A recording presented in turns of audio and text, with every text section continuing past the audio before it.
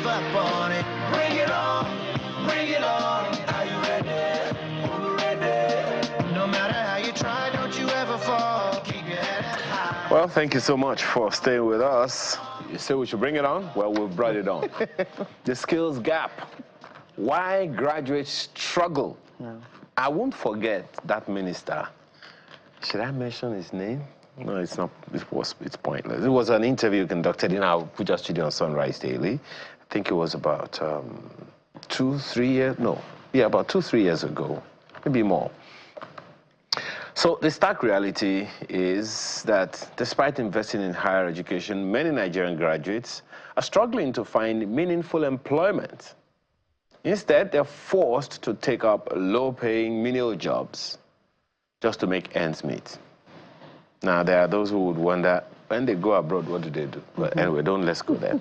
Now, this trend raises critical questions about the value of education, the state of the economy, and the future of the Nigerian youth. So today, let's take a look at the root of this issue, from the mismatch between university curricula and industry needs to the lack of job opportunities and entrepreneurial support. Joining us this morning is Dr. Adetola Salau, who is Special Advisor to the Honorable Minister of Education, STEM and Corporate Sector Engagement. She joins us here in the studio. Thanks for joining us this morning. Thank you. Thank you. Good morning, everyone. Let me ask you that minister's question. We asked the minister pointedly. Minister said, quote me, our graduates are not employable. But, you know, let me first of all bring Engineer Titus Olowokere also into the conversation. He's president of the U.S.-Nigeria Business Council in Atlanta, Georgia. Thank you so much for joining us this morning. Thank you, sir. Thank you for having me. Yeah. So, Dr. Salau, what do you feel about that statement that minister made at the time? I'm smiling. Yes, I see. You can see that. I really want us to address the elephant in the room, which is something I'm also going to be speaking about today, which is a mismatch between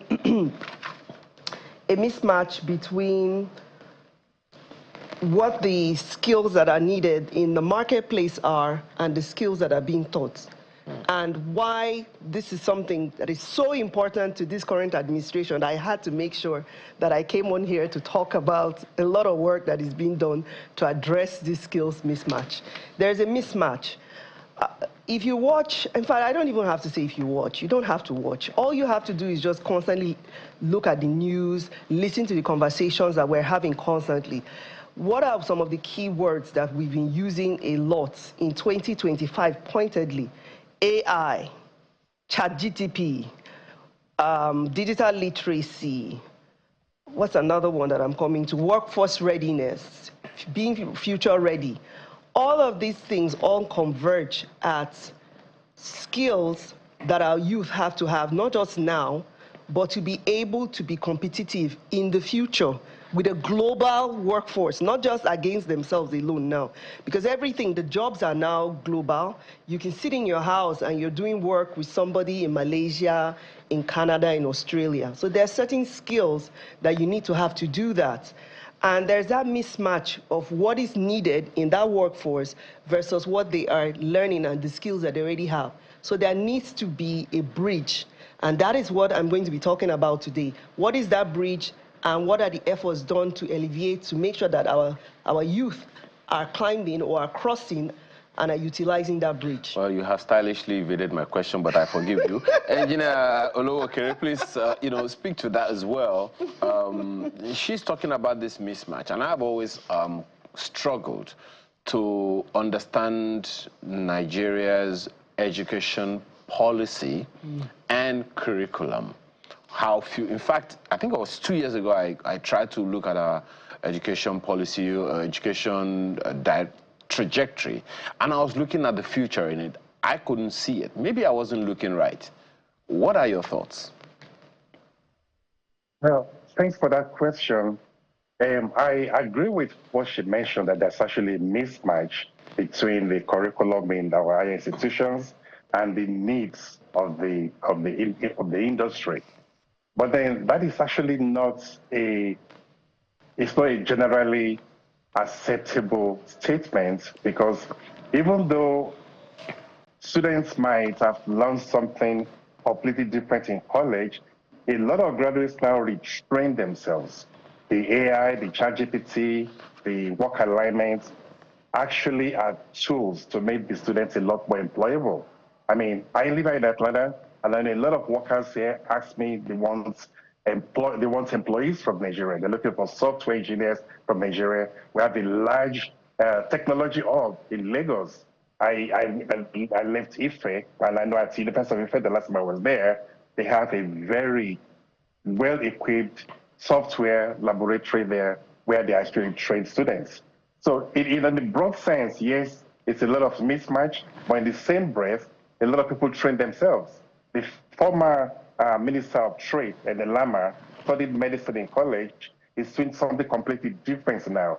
So what I'm saying in too many words is that that is not the sole factor responsible for graduate unemployment in Nigeria. The other factors we need to look at. Right. It was part of the, what we were talking about earlier. We noticed that, I think we talked about the revenue. We were talking about FAC and sharing of revenue has gone to the states. And we also talked about the fact that, what is giving us an increase in, the amount of funds that can be shared is actually coming from the non-oil sector. You know that the informal sector plays a large role in, building the economy, building the GDP. And we're talking about skills gap. A lot of things that, we teach in schools. Now, if you're not a medical doctor, you go to train as a lawyer, an engineer, an economist. Those things are needed, yes. But how come, instead of just, I think Lagos State government and some other states now, they have some of their universities convert to those universities that is not just about being a doctor and a lawyer. You have vocational training as well. Can't we incorporate that into regular universities, some courses, such that when you do graduate, it's not just about, oh, this company is not employing me and all that. And that was why I mentioned that word bridge. There was a reason, and he understood what I was doing. I was already segueing into what I was going to talk about, which is the work that we're already doing. I'm sure everybody knows, because it's been all over the news. There was a major curriculum revamp done by the Federal Ministry of Education. And a huge part of that revamp was embedding digital literacy, also embedding vocational skills and entrepreneurial skills into the main curricula. It wasn't sideways. It was into the bed of the main curricula for basic and senior secondary levels for the students. It was done there. And we had things like journalism. We were talking about what you just mentioned, AI training, seeing how we're going to start onboarding robotics.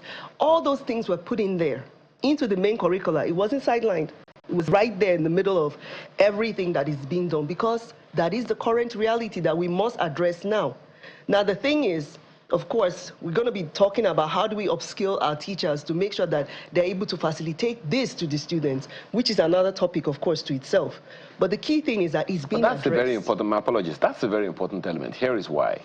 They are the ones that are going to be teaching AI. That's why I said. Because back then, the teachers knew how to use slates. And what do you think? The teachers back then knew how to use slates. But today's teachers, I'm not sure they can use iPad. And guess what? A good number of the students are now required to everything is mostly CBT. They're taking the test. WAEC. Even WAEC, that I'm sure you wrote longhand, Engineer Olowoke. So did I. Now you have to do CBT, computer-based testing and all. But I'm not even sure whether the teachers themselves are schooled enough in that digital space. Thank you. But again, we shouldn't focus too heavily on the skills mismatch as a factor or as a dominant factor for the graduate unemployment in Nigeria. There are two factors I think we are overlooking. One of them is that disparity between the job creation in the economy and the graduate pipeline.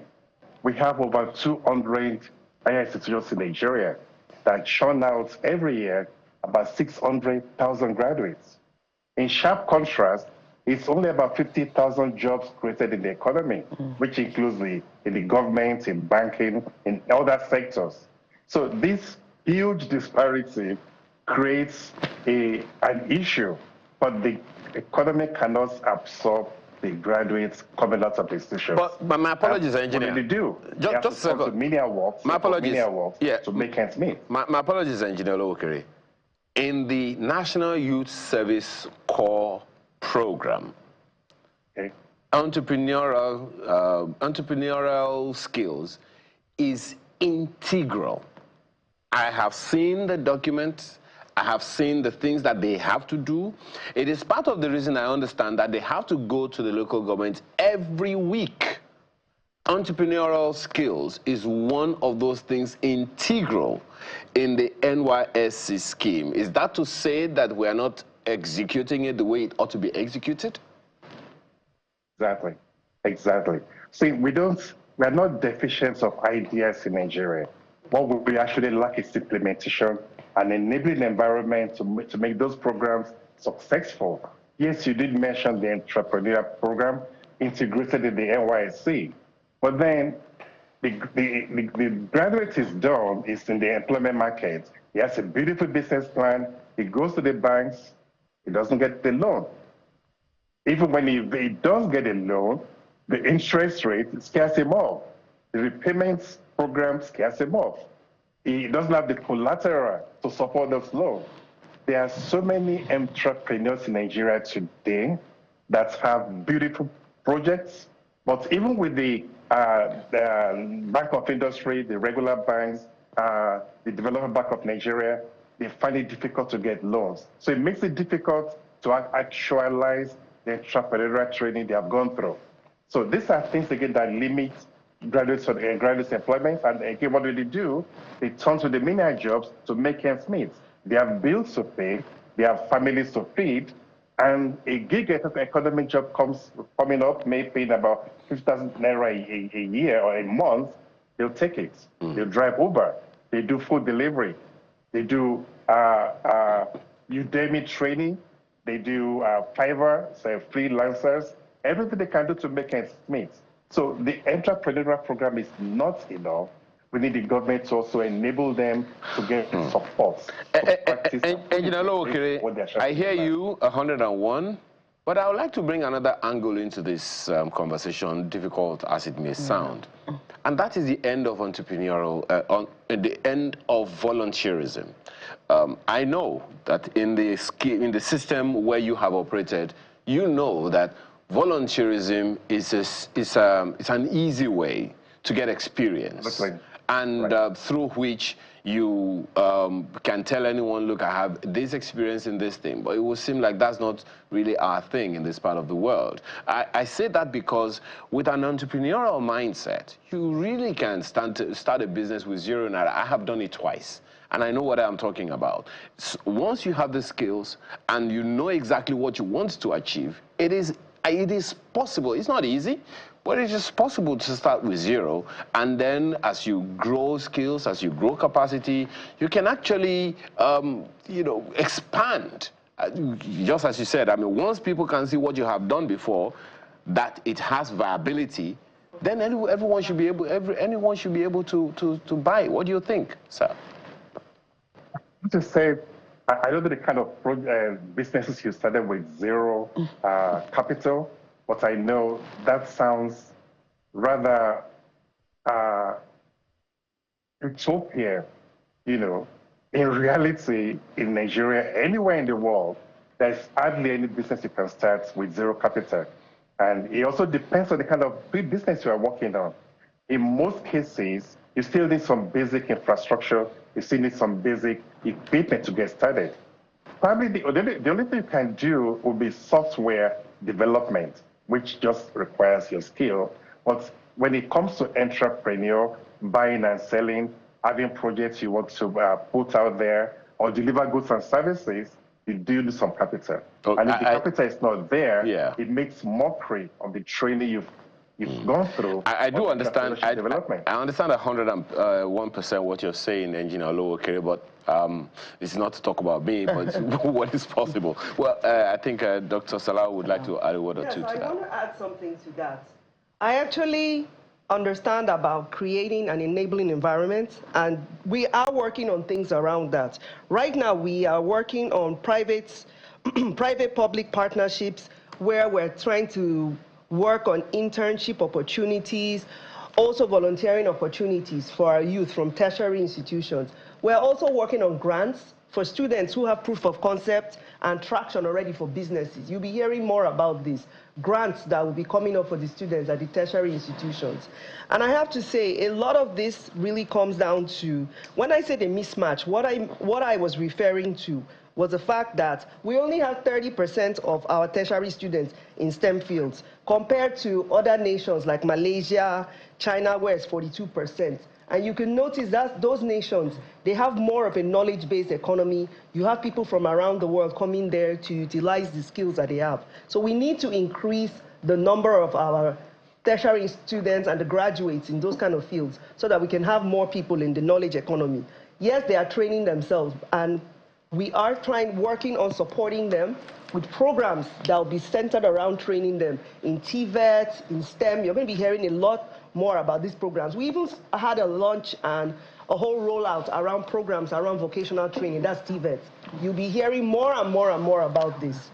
In regards to entrepreneurship training, when I worked in Lagos State, we did entrepreneurial programs for our youth from secondary schools, junior and senior secondary schools, where we train them on how to write business plans, how to put around revenue projection, what are the other things in regards to when you're looking at money?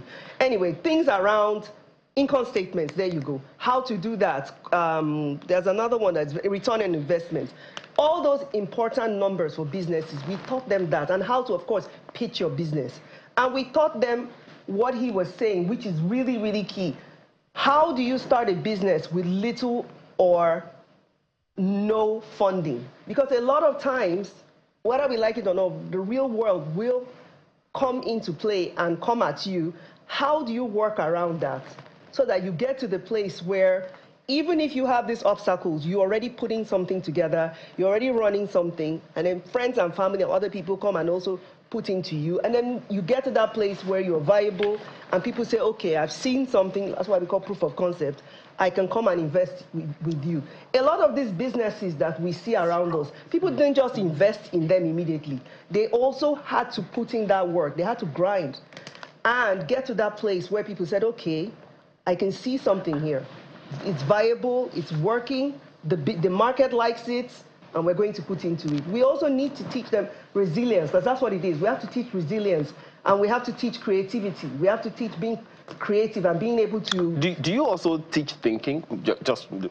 I know she has questions for you. Yes. Do you also, because it's one of the things, and I don't know if Engineer Oluokere will agree with me on this, because mindset is crucial, Dr. Salau. Mindset is crucial. Is there a program around that? And I'm asking that because this whole idea of skills gap, it's one thing to have the certificate. It's one thing to have proof that you went to school. It's even another thing entirely that, okay, you have experience, you have 10 years experience on this job, and you're not able to deliver. It has happened before, it is still happening, so is there a way... That's where these public-private partnerships, where we're working with industry, to have experts, or have people who come in to work with these students as mentors, and also provide them opportunities where they have internships, real-world experience. It really comes in handy.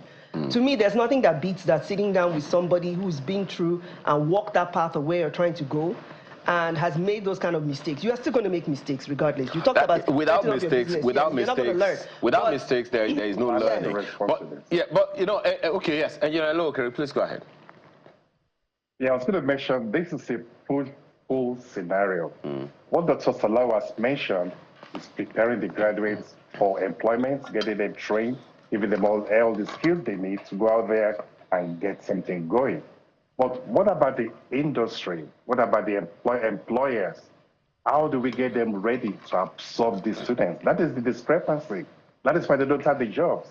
You go, a lot of people on internship today go to the companies, they want looking for a job, and no vacancy, no vacancy, no vacancy. What are they going to do? Then they have to resort to the menial jobs. What I would suggest to Dr. Dalao and to the government is get the industry ready to absorb these graduates, incentivize them. For instance, you could create a tax credit for X number of graduates that you are employed, and then it doesn't come out to the bottom line of the company. They know it's tax deductible. It could be special focus on ICT, on agriculture, on alternative energy employment, create opportunities for jobs to be there, give the companies special loans, for instance, so that they can have opportunities to absorb these graduates when they actually come out. So I think we should look at both sides when we are making planning for these youths. Well, to get them, yeah. get the industry ready to absorb them. I know that Dr. Salah will have a response to that, but this message from Stephen Onua, I think it is to you, Engineer Olowokere, says, only about, and this he's writing on X, so only about 30% of students in Nigerian tertiary institutions really study to learn. Not that they are taught, but they study to learn, be knowledgeable, and work towards being employable. Many just pay their way through all courses and all years in school, essentially saying some just go to school to earn the certificate, not essentially because they need it. That's why the point you mentioned earlier comes to the picture that some graduates are actually not employable. They don't have the skills that the industries need. Yes, you're right. They just go there to learn. They just want to go there to pass through the universities. And when they are done, they come out in third class or in B. But most companies that are versatile, that are profitable, that are growth-oriented in Nigeria have minimum requirements in most cases 2-1. If they don't meet that threshold, they don't employ you. It doesn't matter where you come through. So yes, you're right. But then on the other side is many of such graduates have learned to retrain themselves, to learn new skills, to align themselves with industry needs. Nobody teaches AI in school right now, but there are so many content creators out there that use AI consulting to solve industry problems. And that's one thing we need to encourage. And I'm sure you mentioned that point earlier on about critical thinking. Mindset. When you have a positive mindset, you have a can-do mindset, you have an achiever's mindset, obstacles ahead of you become easily surmountable. And that's one thing, again, we need to inculcate in our students. Not just the skills, not just the training, but to have a positive, can-do, go-getting mindset. It helps to clear many obstacles. So it's a whole lot we need to bring it together, but we need to prepare the students. Okay, and you know, just one thing before we come back to Dr. Salau. Is there a way to teach intrapreneurial skills for people working in any organization, even in school, to say, okay, this is the value I can add? Because a good number of times when we're talking about business, people thinking about business more from the bottom line, more from profits. But I think things have changed a lot from just profit and loss to value addition, which is one of the integral, philosophies in the head of the President of the Federal Republic of Nigeria, if my mind is right on that. Is there a way to teach or inculcate intrapreneurial mindset in our young? Are you asking me or Dr. Salau? No, it's for you, sir. Oh, yes, actually so, which is why even now in universities in Nigeria and all over the world, they don't just teach things in line with your program. I did engineering when I was in college at IFE, and there's always electives, mandatory electives to take in sociology, in psychology, and in other social sciences. These fields are meant to challenge you to critical thinking. Philosophy makes you redefine who you are, makes you challenge your very existence sometimes have critical analysis of circumstances. So we already have them. I don't know if they still have them now, but they need to develop those so that graduates look beyond what they study, they look beyond the opportunities in front of them, and they can now challenge themselves, challenge the industry, challenge the world, because the world is just a stage, and they can conquer the world if they have that mindset to do so. Right, right. And Dr. Salau, someone else is asking a question. Yes. That's Olanrewaju.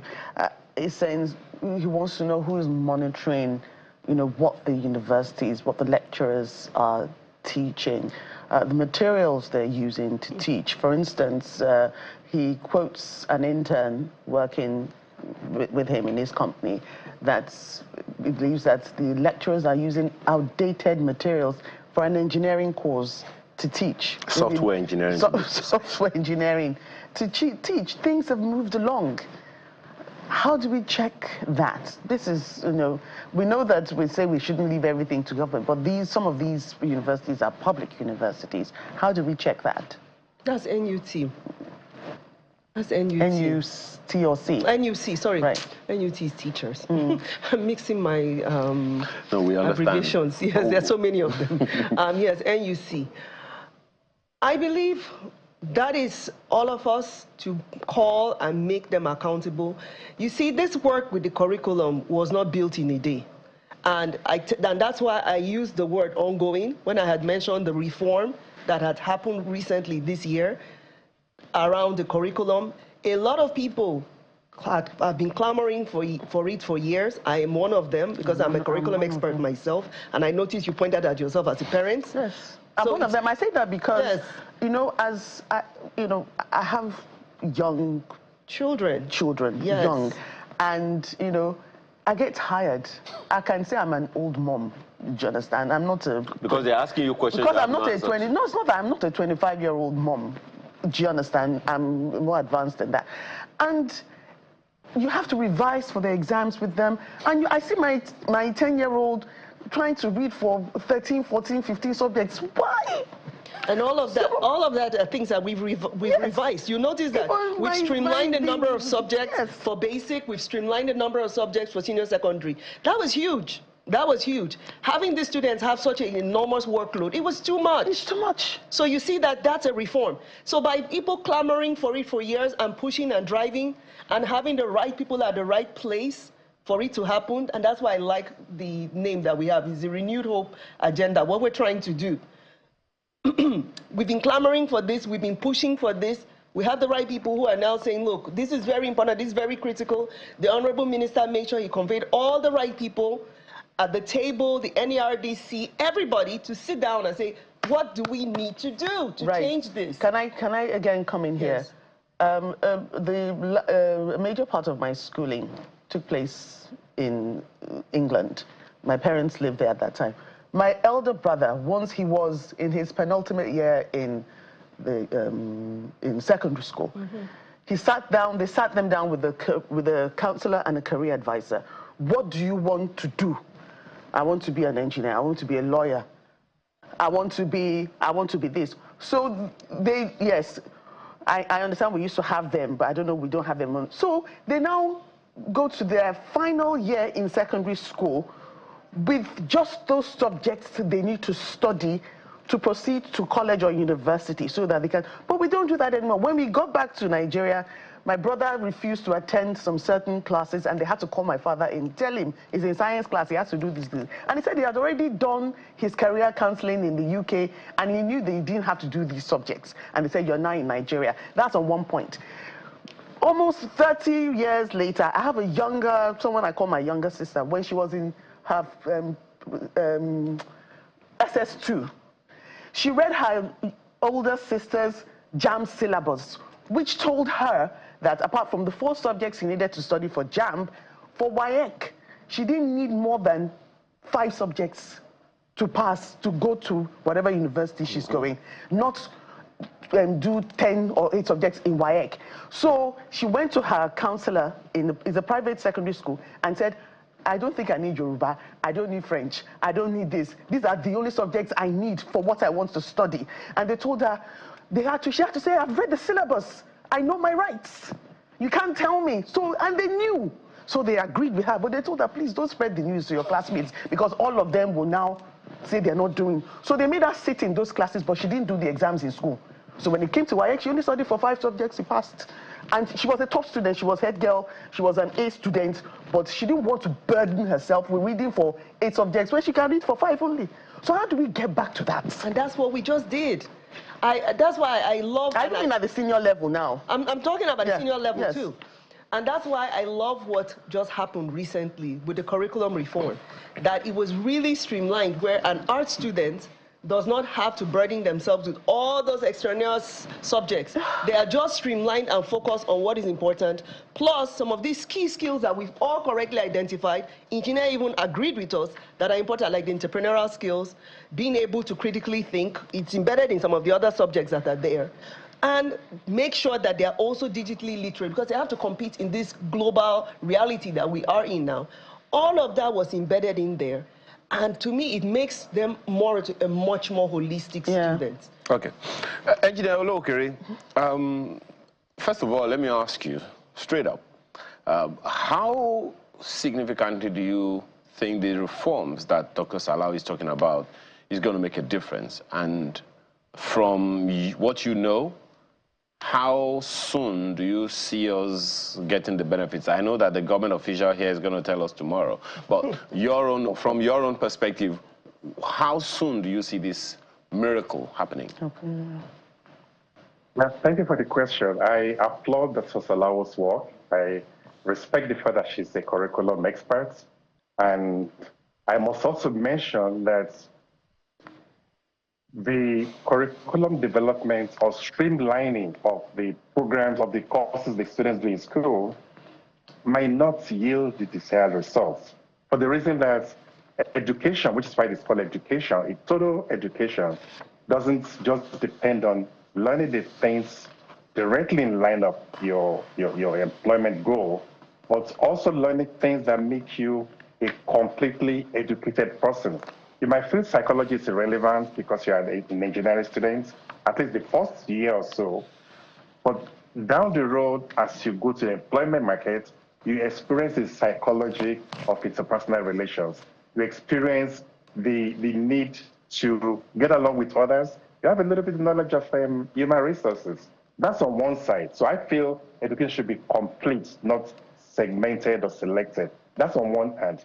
On the other hand, I also believe that the educational development should not be just government alone. They need to bring in the private sector. Yes, the curriculum in our schools today are theoretical, mostly out of tune with the reality of the days. But then out of tune with what? With the industry. Why don't we invite many people in the technology sector, in the banking sector, in the oil and gas sector, to be part of the curriculum development in our institutions, so that by the time the students leave, they're actually learning things that are relevant to the industry.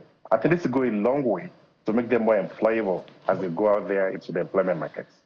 Please allow me to interject into that, engineer. I'm also an engineer, by the way, sir. Engineer who is an educationist now. So you can see that when I'm saying this, I'm very passionate about this, sir. We did invite these experts. We have a roundtable, working groups around EdTech, who are all sitting down with us there at the ministry, at the federal ministry, working together on what is our roadmap for what we're utilizing in the classrooms, both in the public and private classrooms, sir. And then also, we're also talking, you have noticed that the Honorable Minister is not just talking about our students who are in the classrooms in this public and private. He's also talking about the students who are out of school. How do we address their needs? So we're looking at, there's a whole plethora of issues that we have to work on and address, sir. And yes, one of the key things you said that we are doing is that's why you're hearing me sitting down here as a person on corporate sector. We are sitting down having massive engagement with the private sector, sir. This work, as you correctly said, sir, correctly, cannot just be done by government alone. It has to be done by all hands being on deck together, sir. And we're all doing that. We're all working together. We're putting heads together. This policy that came around for the curriculum, sir, as I said, and another parent attested to this. I'm a parent myself. It's been years in the working, sir. And all the people came together and they clamored, and the Honorable Minister had a table of all these people sit down. What are the key things that we need to address? First of all, the workload. Everybody there was a consensus across the board. The workload was too much. That was reduced. The number of subjects for the students in junior secondary basic and in senior secondary has reduced, sir. All the students, I'm yet to meet any student who has not met me, either when I go for programs to speak or even privately, that has not said, oh my God, this was one of the best things that happened recently. And I agree with them. All of this came about from people in private and public, all clamoring, coming to work together, sir. Sir, it is very important that we understand that education, as you said, and I agree, but I also disagree too, sir. There is a huge part of it that takes place outside the classroom, but there is a huge part of it that takes place inside the classroom, sir. The students spend at least 8 hours, 7 to 8 hours every day in the classroom with the teachers, and they are being facilitated on all these different knowledge, sir. So what takes place there is very important, and that's why this work that we're talking about around the curriculum, sir, is so critical, and it's really, really key. And when we're talking about, even he agrees that the most important people that are in this discourse for us to make sure that this is very robust are the teachers, sir. So there's so much work that is being done right now, sir, by this relationship through private and public. What can we do together? How do we get our students future ready for the workforce of tomorrow? That is the key message that all of us should be driving and working and striving towards right now, sir. Right, and if I may just add to that, I'm also of the opinion that, there are, core subjects that we always talk about, English, maths, whatever, biology, add maths if you want, in sciences and arts. But there are some subjects, especially at the primary level, that you teach on just a need-to-know basis, like history, for example. You teach it because they need to know the history of their country. And it's there. But you don't necessarily have to test it. Do you understand? That's what I'm saying. Because it's so voluminous that, they have to read a lot. You teach on the need to know, but it's not all subjects that need to be tested. And then I raise the issue with the school management. They say, oh, it's the parents that are clamoring for this and clamoring for that, but It's another topic for another day. Which is another topic for another day. Thank you very much. You got my cue. Yes. Because we'll go there, we'll go to another box. Yes. Huge box. Thank you so much for your time this morning. Dr. Tola Salau is a special advisor to the Minister of Education on STEM and other issues. We thank you for your time today, as well as Engineer Titus Olowokere, who is president of US-Nigeria Business Council, joins us from Atlanta, Georgia. We sincerely appreciate your time and the sacrifice you took to join us this morning, Engineer Olowokere. Thank you so much. Thank you so much. Thank you. Now, earlier, Joke was very, very excited about the World Cleanup Day. I was? Maybe because she's a woman, I don't know, but you'll find out why when we return from this break. To stay with us.